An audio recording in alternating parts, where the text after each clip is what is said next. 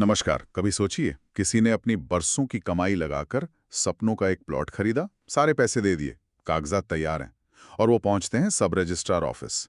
मन में लड्डू फूट रहे हैं कि बस अब ये जमीन अपनी हुई।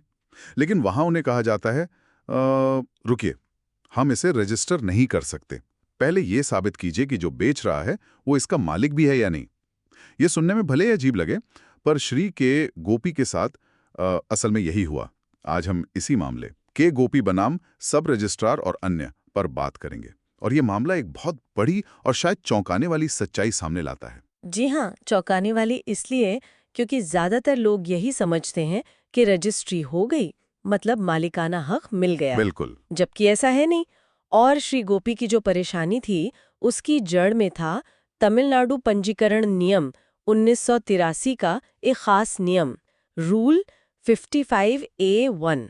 अच्छा, ये रूल 55A1 इसमें क्या है? ये रहा, इस नियम ने सब रजिस्ट्रार को ये पावर दे दी थी कि वो रजिस्ट्री करने से पहले बेचने वाले से उसके मालिकाना हक का सबूत मांगे। हम्म। अब हुआ ये कि सब रजिस्ट्रार, जिनका काम मूल रूप से प्रशासनिक है, वो एक तरह से छोटी अदालतों जैसा बर्ताव करने लगे। मतलब वो तय करने लगे कि जमीन का असली मालिक कौन है। हाँ, कुछ वैसा ही। वो मालिकाना हक पर एक तरह से फैसला सुनाने लगे थे, जो कि असल में सिविल कोर्ट का काम है। ये तो पूरी प्रक्रिया का ही गलत इस्तेमाल हो गया। बिल्कुल। और यही बात सुप्रीम कोर्ट ने भी पकड़ी। 7 अप्रैल 2025 को जस्टिस BR गवई और जस्टिस संदीप मेहता के बेंच ने इस नियम 55AI को रद्द कर दिया। रद्द कर दिया? जो- क्यों? कोर्ट ने साफ कहा कि ये नियम पंजीकरण अधिनियम 1908 के दायरे से बाहर है, मतलब अल्ट्रा वायर्स है, ये कानून की शक्ति से परे है। उन्होंने स्पष्ट किया कि सब रजिस्ट्रार का काम न्यायिक नहीं है, भाई उनका काम प्रशासनिक है। प्रशासनिक मतलब बस कागज चेक करना? हाँ, मतलब ये देखना कि दस्तावेज पूरे हैं या नहीं, उन पर सही लोगों के दस्तखत हैं या नहीं, स्टैम्प ड्यूटी वगैरह ठीक है या नहीं, बस इतना ही।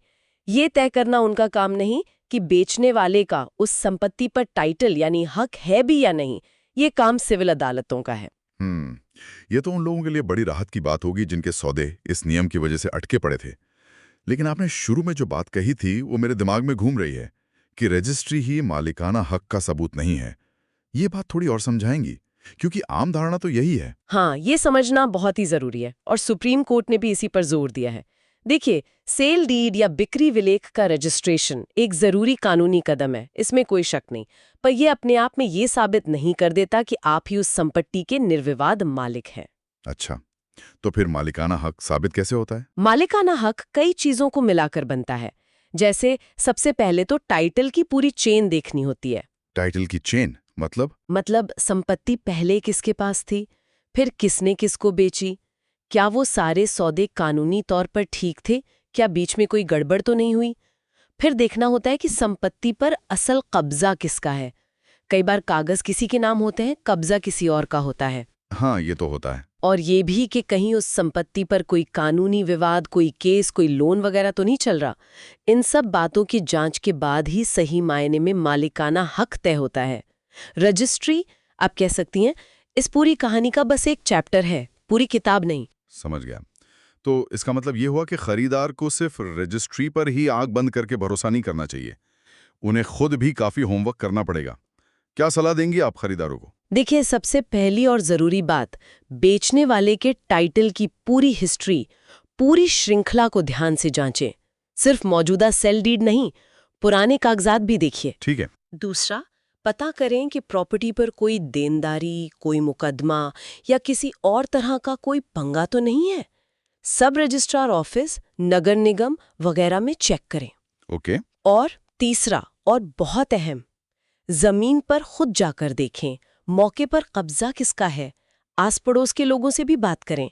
कई बार जमीनी हकीकत कागजों से अलग होती है। ये बात तो सही है। और क्या गलतियां हैं जिनसे बचना चाहिए? सबसे बड़ी गलती तो यही है कि लोग सोचते हैं रजिस्ट्री हो गई, बस अब टेंशन खत्म, मालिक बन गए। हाँ, ये तो आम सोच है। दूसरी गलती, कानूनी सलाह या वेरिफिकेशन को हल्के में लेना, खासकर तब जब डील बहुत अच्छी लग रही हो।